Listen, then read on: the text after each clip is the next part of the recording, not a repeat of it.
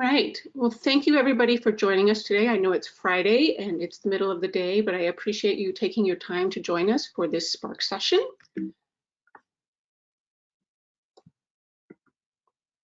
My name is Laura Milner. I'm an instructional innovation coach with Knowing Technologies. We are a company that supports schools and educators with integrating technology into their workflow, really examining their pedagogy and the experience that they're creating for students and how we can support teachers in doing that on a sustained basis. I'm part of an amazing team of 5. You may know some of these people. They may be familiar faces. So thank you for joining us. As a heads up, we already have our schedule for next week. This is in the slide deck and it's also in the other slide deck that I'm going to show.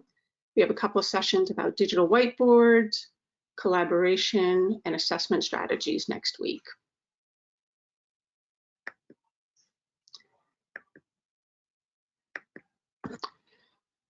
A little bit about what this session will be like. This is intended to be a small chunk of information for you. It's intended to be very relevant and immediately applicable to your teaching or education environment.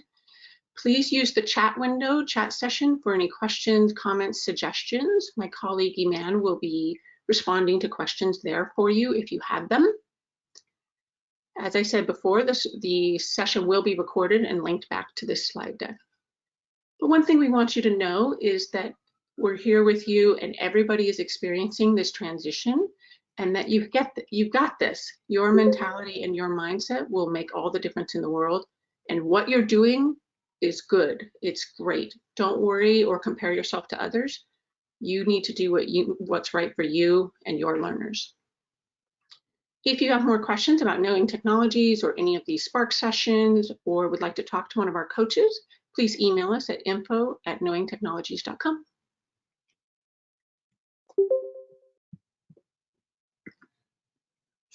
With that, we're talking about brain breaks today. I'm going to talk a little bit about what is a brain break, because there's a little bit of confusion around that. When, how often, how long. But the big question that a lot of people had is, how is it different when we're in this remote learning environment? And I'll give you a few tips and tricks and takeaways for you. And we will actually be doing a brain break. I know you're surprised by that. All right, so brain break strategies. What is a brain break? So as you're thinking in your head, you may think brain break, what is it? And you probably have a picture in your head of what that looks like. What a lot of people think of is this: movement, a lot of kids running around, a lot of kind of chaos happening in your classroom. And yes, that is a brain break. But in doing my research, there's some really interesting definitions about what a brain break is. One, getting people moving, which we all thought of. There's actually a medical definition of carrying blood and oxygen to the brain, which I thought was really interesting because that can happen a lot of different ways. It should be something that energizes or relaxes you. But the definition that I thought was really interesting was that it provides processing time for students to solidify their learning. We've all had that moment when we're thinking about something else and inspiration strikes about a problem you had earlier. When we let our brains percolate and think on something while we're actively doing something else, it can actually provide an opportunity to come up with something new to really solidify the information or make connections that wouldn't have been made if you didn't take that break. So I want you to think through that lens when we're talking about all these strategies today. And people think this is just for the younger grades, right? You saw that picture, it was all, I'm horrible at ages, maybe 10-year-olds running around the classroom. No, this works for everyone. It can work for you as you're working through a long stretch of productive work. It can work for your college students. It can work for your adult education students, middle school, high school, elementary. I want you to know that these types of strategies work for everyone. You might use a different tool for the different age groups, but it works. And when you think about it, here's the purpose. For the younger kids, it's providing movement and reflection. They haven't integrated brain breaks into their own workflow. For middle school and high school, it tends to provide a community space and agency, some choice for them. Middle schoolers and high schoolers love to talk to each other. So some of these brain breaks can provide that and provide an outlet for that talkative space. For college adults, parents, it's helping model the self-regulation and helping them learn how to build in brain breaks to their workflow. Just because they're adults doesn't mean they know how or can identify when they need to take a brain break. So if you model it through your classes, you can help them integrate that and understand, oh, I can do this on my own as well. All right, so when, how often, how long?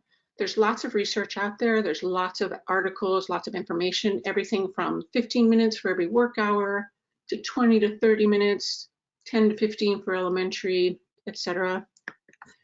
We tend to go by this guideline. It should last from 1 to 3 minutes. You can obviously go longer if you want. And it should be about every 25 to 30 minutes, regardless of the age level.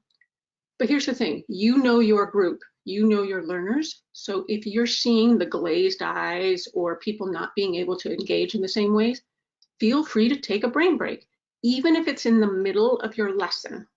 I know a lot of people try to wait till the end of the lesson or a transition to do a brain break. There's actually a school of thought out there that when you interrupt a lesson and force kids to do something else and come back, that action of having to remember where you were, having to retrieve the information that you just talked about and put it back in their brain is actually really helpful and really useful. So don't be afraid to put a brain break in different spots within your process. There's lots of options. There's the noisy movement groups that we've seen. You can also do a brain break that is quiet, settled, individual, and without a screen. There's also some people that are taking it to the next level and having brain breaks where people say you're teaching a language arts class, but you know that all of your students are taking another language, Spanish, French, ASL.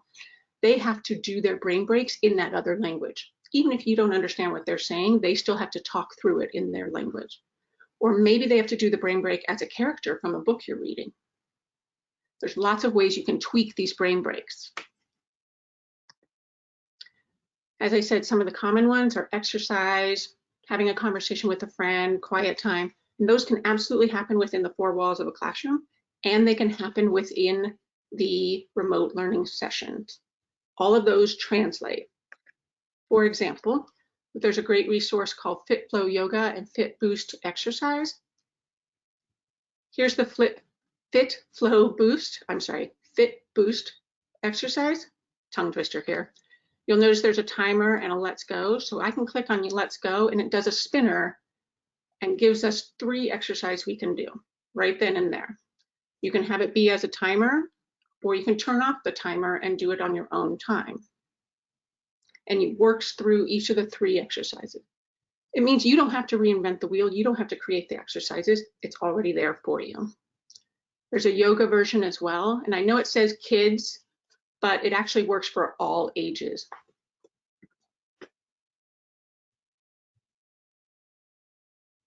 So here's 4 poses that you could do. You could just do one of them. You could do all 4 of them. So those types of common brain breaks translate to the digital world as well. But what's different in the remote learning? Well, number one, the physical space is different. We recognize that. No one's in the same room. Everyone may have different things at their house, so you can't say, okay, everybody has a yoga mat, right? You can't assume those things are happening. 2, it's really hard to create connection when you're not in the same room. So how do you do that with remote learning?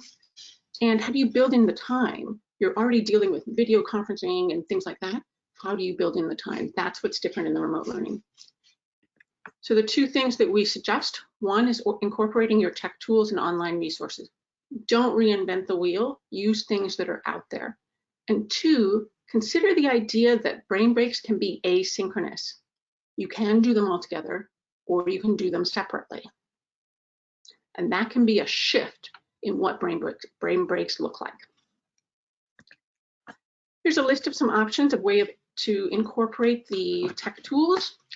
So you can do virtual escape rooms. You may remember there was a big craze of escape rooms, started a year ago, 2 years ago.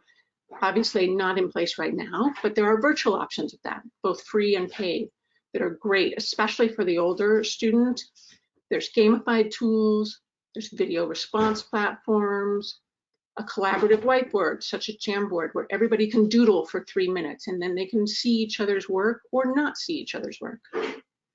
You can do collaborative writing, such as starting a story and then someone else joining in and coming back and forth, or just having a chat back and forth within Google Docs or Google Slides.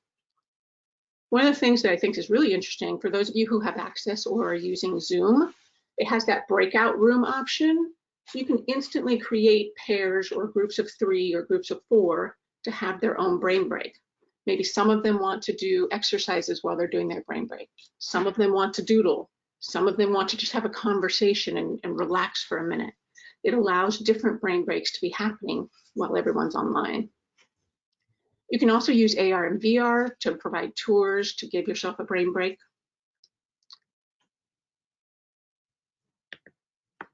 When I talked about asynchronous, here's where you guys are going to participate a little bit. We have a teacher that actually uses Flipgrid, where she created a dance video. Her and her husband created this dance video, and she is having all the students create their own 1-minute response to that dance video. They're not all in the same classroom together, but they are able to take a break and just dance it out and create their video and post it to Flipgrid. They can do animation, they can do backgrounds, etc. You can make that as simple or as complicated as you want. So I'm going to play this video it's only a minute long. Wherever you are, whatever space you're in, I want you to move a little bit, stand up, sit down, whatever you need to do.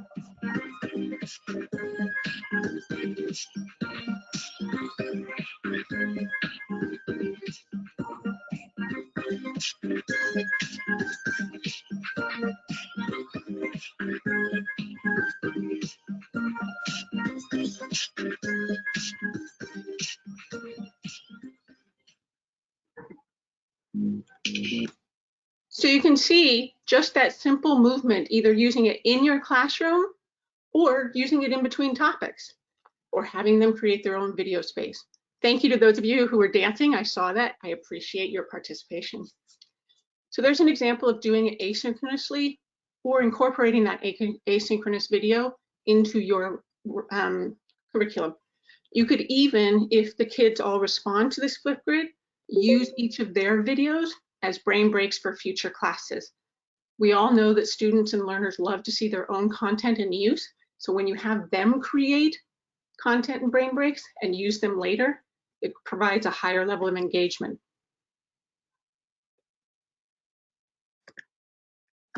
A few other asynchronous options: you could have students be workout buddies. You could have them share a hobby with each other.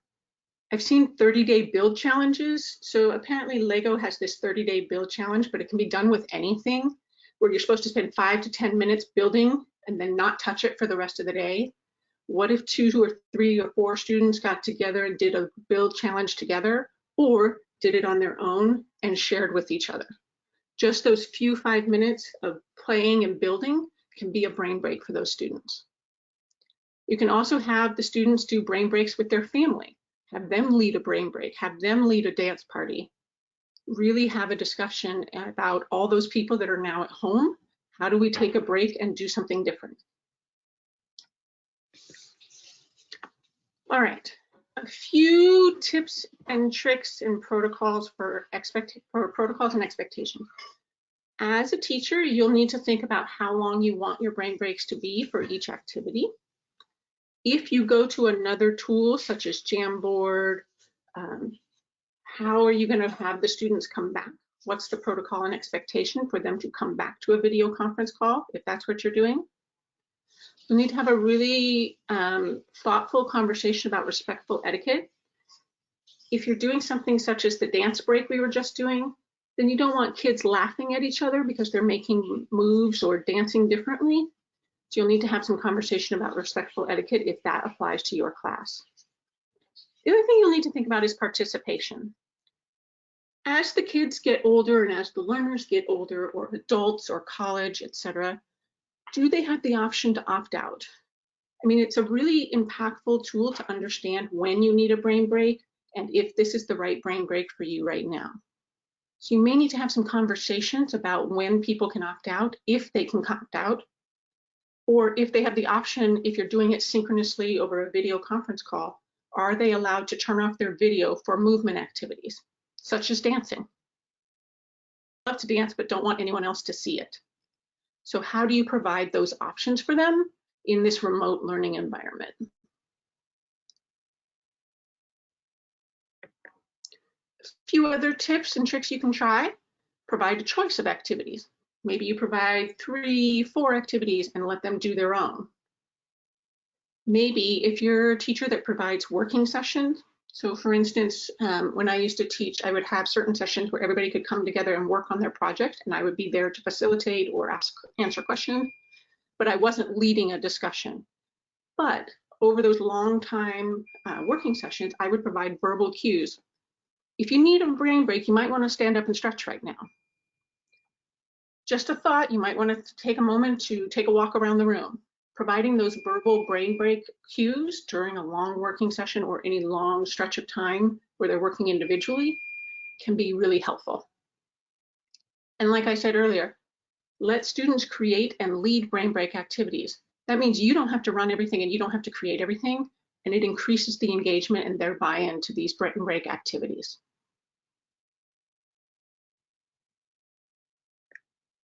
All right, so I would love if you guys in the chat session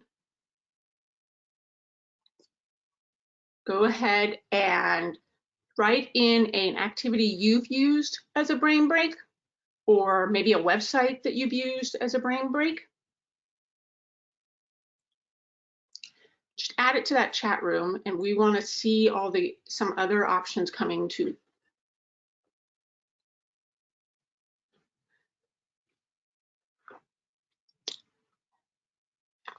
Ooh, having them eat something, absolutely. When you're thinking about your brain, it's not always about movement. Sometimes it just needs nourishment. Sometimes it just needs food. I love it.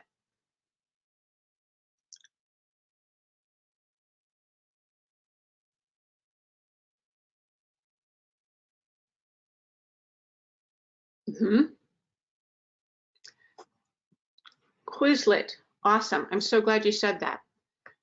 One of the things that's at the rest of this slide deck is 4 or 5 slides of resources. I've just linked to a lot of different resources, such as Quizlet. Just Dance, love it. Zumba, thank you for mentioning that. So you can see here, you could teach a dance or martial art, YMCA dance, Macarena, Zumba, karate, yoga, belly dancing, line dancing. Do whatever you want there, right? Just getting them moving and having them learn something new is incredible. Go Noodle, Minds in Bloom. YouTube is an incredible resource for the volume of videos.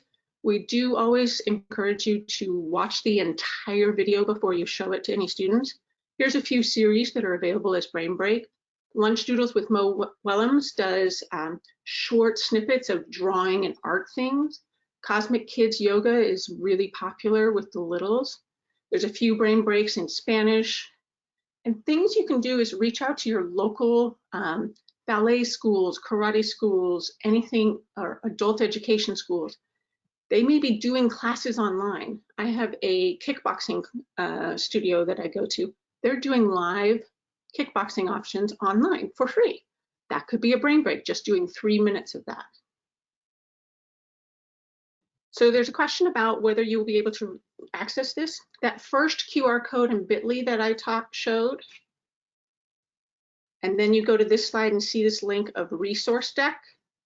that will link you back to this slide deck where you can see all of these options.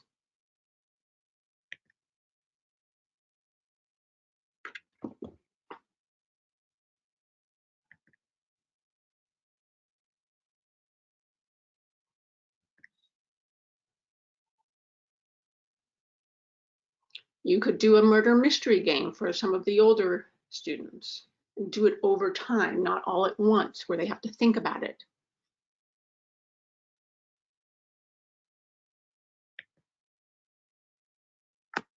Okay, a couple of takeaways that I want you to have is one, this is appropriate for all ages levels, adults, college, parents that have 5 kids at home, 2 kids at home, 1 kid at home, middle school, high school, elementary.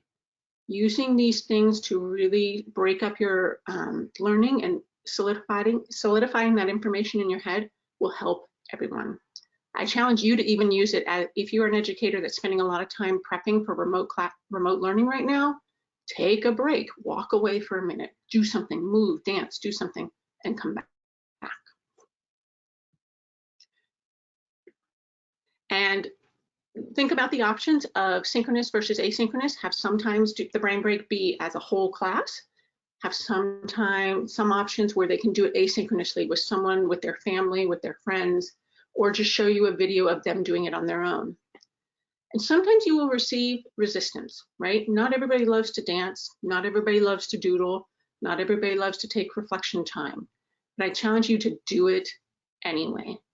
This is really providing a space for those students who love these things, and it's stepping out of the comfort zone for those who don't. So it's something that can absolutely be used across the board, and I challenge you to do it anyways. All right, I'm seeing a lot of options and a lot of great resources in the chat session. So take a moment to look through those and write down some notes or take a screenshot of a few things that you might want to use in your educational environment.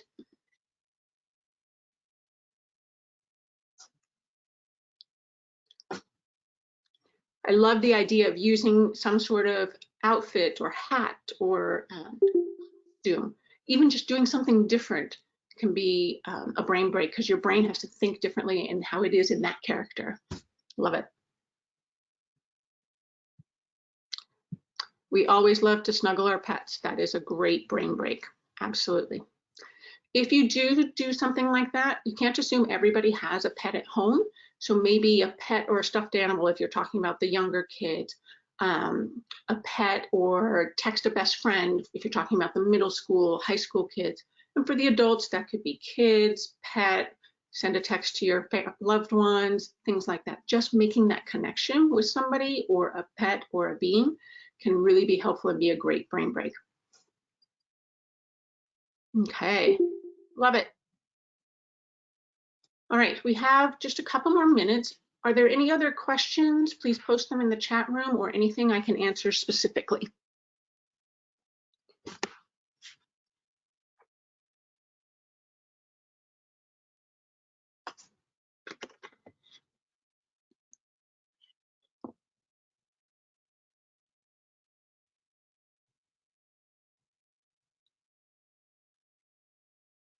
All good suggestions, you guys.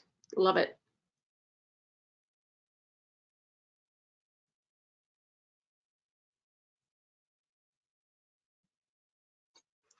Okay. Last thing I wanted to touch on is I want to thank you for joining us today. I want to let you know and remind you of our sessions for next week. We will be talking about the digital whiteboard option, and that is one of the tools I talked about in terms of synchronous with the technology tools. I mentioned Jamboard or collaborative whiteboarding. That would be a really great session to learn about the different tools where students could doodle for their brain breaks, but it can also be used as an educational tool. So feel free to join us for that one. In the afternoon that same day, we'll be talking about different tools that encourage collaborative experiences. And then on Thursday, we'll be discussing assessment strategies in this remote learning environment. All right, that's what I have for you today. Thank you for dancing along with me during our brain break. Please remember to come back to these decks and look at them and review them and use them as a resource. I will link the recording on the deck as soon as we're done with this whole process. And I want you to have a wonderful, restful weekend and keep doing what you do. It's awesome. Have a great day.